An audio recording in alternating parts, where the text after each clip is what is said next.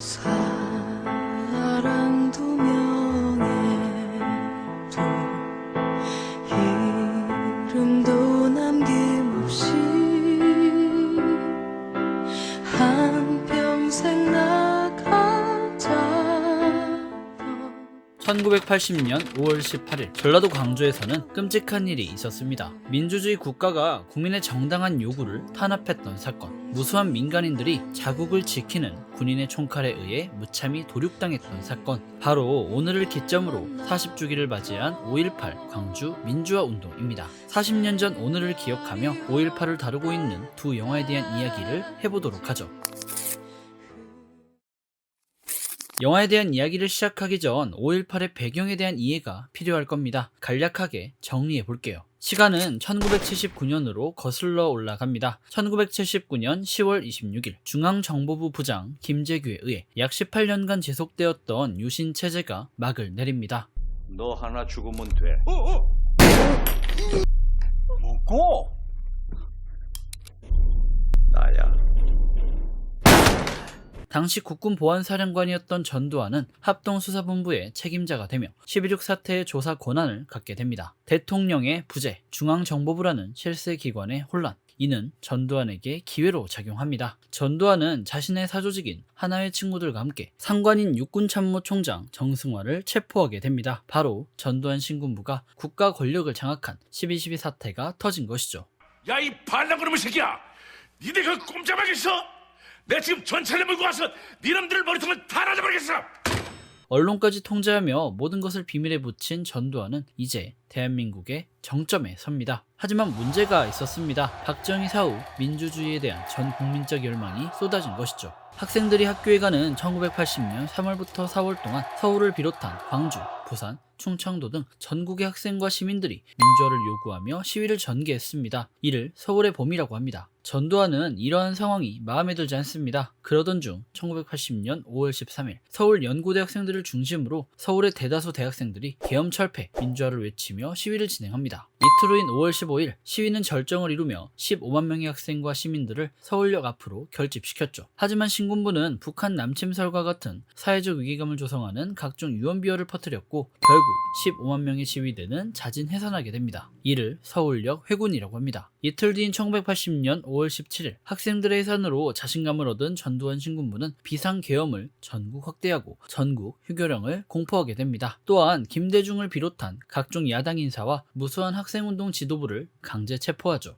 이러한 상황에서 5월 18일이 다가왔습니다. 당일 오전 광주 전남대학교 학생들은 휴교령이 떨어지면 정문 앞에서 모이자는 그간의 시위행동 지침대로 정문 앞에 모였습니다. 학교는 강제 휴교되어 군인들에게 점령당한 상태였고 학생들은 외치기 시작합니다. 신군부 물러가라, 비상계엄 해제하라. 이후 시위대와 군인들 간의 충돌이 발생했고 군인들에게 진압당하던 학생들이 광주 시내로 도망치며 5.18은 시작되었습니다. 영화 화려한 휴가는 5.18이 시작되었던 1980년 5월 18일부터 시민군과 계엄군의 대치가 마무리되는 5월 27일까지의 일대기를 다룬 영화입니다. 영화의 제목이기도 한 화려한 휴가는 광주의 시위를 진압하기 위해 파견되었던 공수부대의 실제 작전명이죠. 무엇보다도 영화 화려한 휴가의 매력이라고 한다면 5.18 당시 광주의 모습을 잘 재현한 점일 겁니다. 역사적 고증에 상당히 철저한 영화예요. 보시는 바와 같이 실제 전남대학교 정문 앞에서 촬영한 5.18의 시작부터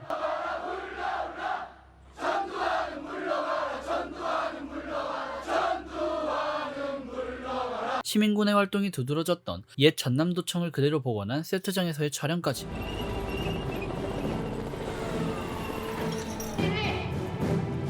너희들은 완전히 보여줬다!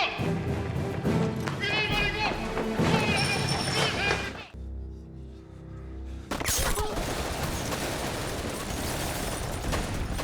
실제 역사적 사건이 발발했던 장소에서 촬영함으로써 그게 사실감을 극대화시켰습니다. 물론 그게 진행을 위해 실제 역사적 사건과는 다른 부분이 몇몇 존재하긴 하나 영화의 여러 디테일들은 5.18의 과정을 보여주기에 충분합니다. 5월 18일부터 시작된 시민들의 희생, 계엄군과의 대치, 고립된 광주에서 살아가는 사람들의 이야기, 특히 시민들의 협동정신을 상징하는 주먹밥 장면은 개인적으로 좋아하는 장면입니다. 오늘은 대인기장에서 주먹밥 겁나게 싸움으로밖에. 그리고 지금은 보기 힘든 맛깔나는 당시의 광주 사투리까지 5.18을 모르는 사람들이 봐도 쉽게 이해할 수 있을 만큼 사실적으로 잘 풀어낸 작품입니다. 반대로 쉽고 사실적이라는 것은 적나라하다는 의미이기도 합니다. 5.18 당시 계엄군의 시민 진압 장면을 여과 없이 보여주는데 잔혹한 수준이 높아서 심장이 약하신 분들은 보기 힘들겠더라고요. 이 새끼야! 이 새끼 잡으라고! 이 새끼들 뭐야 이거! 야! 싹 잡아버려! 잡아 빨리! 또한 역사적 사건의 묘사에만 신경 쓴 나머지 영화의 메인 스토리였던 김상경과 이효원의 러브스토리는 설득력이 부족합니다. 영화를 보는 내내 두 사람의 사랑에 전혀 납득이 안 가요. 이준기와 김상경의 관계 묘사도 상당히 부족한 편에 속합니다. 5.18을 풀어내는 영화의 주 스토리에서 큰 감동이라든가 흥미를 느끼기는 어려워요. 역사적 사건도 중요하지만 다큐가 아닌 영화라는 점을 고려하면 스토리가 더 중요하지 않을까요? 이는 분명 치명적인 단점으로 볼 수 있습니다.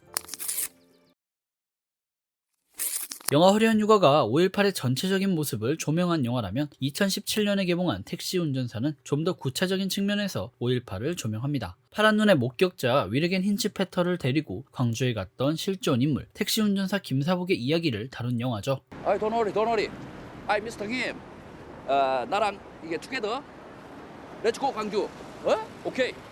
배우 송강호가 김사복 역할을 맡아서 화제가 되었던 영화입니다. 저 또한 굉장히 재미있게 본 영화인데요. 1980년 당시를 추억하게 하는 불의사 택시부터 위르겐 힌치페터의 필름 카메라까지 여러 아날로그적인 소품은 우리의 눈을 사로잡기 충분합니다. 그리고 이러한 낭만적 소품들이 5.18이라는 끔찍한 학살의 현장을 담는 소재로 변모한다는 것은 참으로 비극적으로 다가오죠. 영화 택시 운전사도 김사복의 실화를 바탕으로 하고 있는 영화이니만큼 상당한 사실성을 보여주는데요. 대학생, 시민들이 시위를 전개했던 1980년 광주 금남로의 모습을 그대로 재현한 세트장은 광주에 사는 제가 봐도 광주라고 믿을 만큼 사실성이 높아서 특히 기억에 남습니다. 더불어 5.18 당시 주변 도시에 광주의 소식이 제대로 전해지지 않았던 끔찍한 상황을 잘 묘사한 장면도 기억에 남습니다.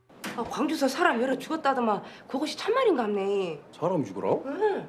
저 군인들이 광주에 쳐들어가고 난리도 그런 난리가 없디야.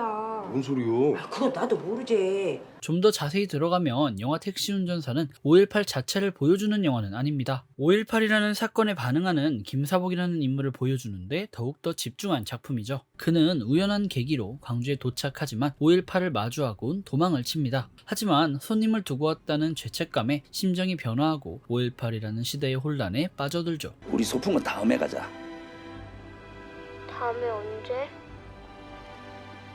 아빠가 손님을 두고 왔어. 즉, 영화 택시 운전사는 사건의 잔혹함을 직접적으로 묘사하는 화려한 휴가와 달리 김사복이 처한 상황과 심정 변화라는 간접 화법을 통해 우리에게 질문을 합니다. 김사복과 같은 상황에서 당신이라면 어찌할 것인가? 당신이라면 그 소용돌이 속으로 돌아갈 수 있을까? 그리고 이러한 질문은 우리를 고민하게 만듭니다. 과연 5.18이 무엇이길래? 광주에서 무슨 일이 있었기에 김사복이라는 택시 운전사가 목숨을 걸고 광주로 갈 수밖에 없었는가? 개인적으로 화려한 휴가보다 택시 운전사를 좋아하는 이유가 이러한 지점입니다. 간접 화법은 더욱더 깊은 여운을 남기기 때문이죠. 그리고 사건을 적나라하게 보여주지 않기에 보는 관객 입장에서도 불편한 부분이 적은 편에 속합니다. 더불어 영화 택시 운전사는 각본의 측면에서도 화려한 휴가에 비하면 한층 더 나은 작품인데요. 한 택시 운전사가 외국인 손님을 모시고 광주라는 외지로 가는 과정, 그 속에서 보이는 고난과 코미디, 참혹한 현실을 마주한 이후의 심정 변화, 위르겐 힌치페터라는 인물에 대한 이야기 등 영화 택시 운전사는 역사적인 부분 이외에도 여러 서사적 측면이 촘촘히 구성되어 있습니다. 때문에 많은 분들에게 호평을 받았죠. 하나의 극으로서도 굉장히 훌륭한 영화라고 할 수 있습니다. 이러한 이유로 저는 화려한 휴가보다 택시 운전사가 더 세련된 작품이라고 생각합니다. 이외에도 5.18 광주 민주화 운동의 피해자들의 이야기를 다룬 26년, 5.18 당시 군인이었던 가해자들의 입장에서 5.18을 조명한 박하사탕과 포크레인 등 여러 영화가 있습니다. 앞서 예시를 든 두 작품을 제외하고 저는 설경구가 주연을 맡았던 박하사탕이라는 영화를 참 좋아합니다. 한 개인의 이야기를 통해 시대의 불합리라는 큰 담론을 이야기하고 있기 때문이죠. 시대가 어떻게 개인을 망가뜨리는가에 대해 깊이 생각해 볼 수 있었던 명작이라고 생각합니다. 더불어 5.18 피해자의 입장이라는 일편적인 이해가 아니라 가해자의 입장에서 사건을 조명함으로써 보다 다양한 이해의 기회를 주는 좋은 작품이기도 합니다. 대한민국 국민이라면 모두들 아시는 영화의 명대사 나 돌아갈래는 참 여러 의미를 가지고 있는 대사죠. 영화를 본 지 꽤 시간이 흘렀지만 여전히 기억에 남는 대사입니다. 나 다시 돌아갈래.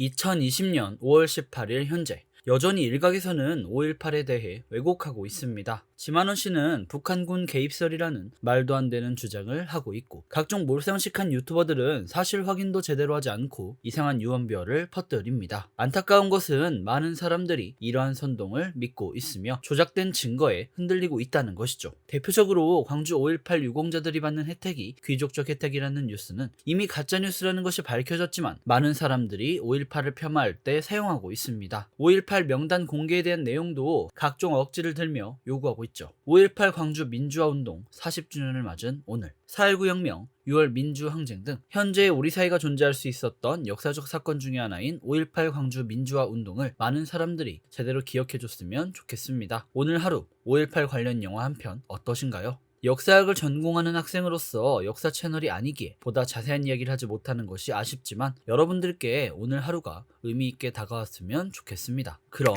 지금까지 윤공이었고요. 영상 유익하셨다면 구독과 좋아요, 알람 설정 부탁드립니다. 그리고 영화에 대한 여러분들의 생각을 댓글로 남겨주시면 감사하겠습니다.